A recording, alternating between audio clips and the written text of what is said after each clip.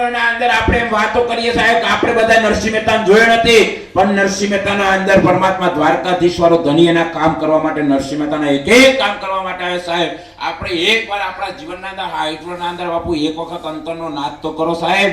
પરમાત્મા તમારું કામ કરવા ના આવે, પણ આપણને ભરોસો જ નથી સાહેબ. આપણે આપણી જાત ઉપર ભરોસો નથી રહ્યો બાપુ, તો પાછો ભગવાન ઉપર નથી ભરોસો રાખ. આપણી જાત ઉપર ભરોસો કરો હે. અને સાહેબ તમે ગમે એટલું તમે આ દેશ છે સાહેબ, શરીર તો આજ નહીં તો કાલ તો પડવાનું. એને એટલા માટે કીધું કંઈક રાણા ને કંઈક રાજ્યા છોડી ચાલ્યા ઘર ને. કંઈક રાણા હોય કે રાજપાટ વાળો હોય, પણ એ છેલ્લા અંત સમય તો પોતાનું ઘર છોડીને જાવ તો પડશે ને હે. પણ આ મેર કેવો થઈ ગયો, આપણે શરીરને એવું માની લીધું છે કે આપણું શરીર છે સાહેબ. આપણે એવું માની લીધું આ તો દેહ આપણો છે, આપણા આ બંધન કોઈ થવાનું જ નહીં સાહેબ. આ દેહ તમારો નથી, આ દેહ તો પરમાત્મા ઈશ્વર છે. તમે તો પાડવા જ છો સાહેબ.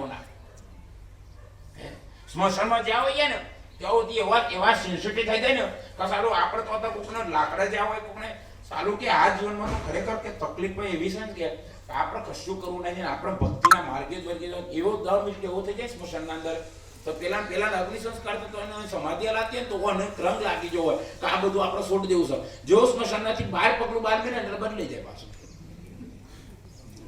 કેટલીક 2 મિનિટ માટે તમારામાં અંદર આવે સાહેબ કે આપણે બધું છોડી દેવું અને આપણો આનંદ કોઈ હાથે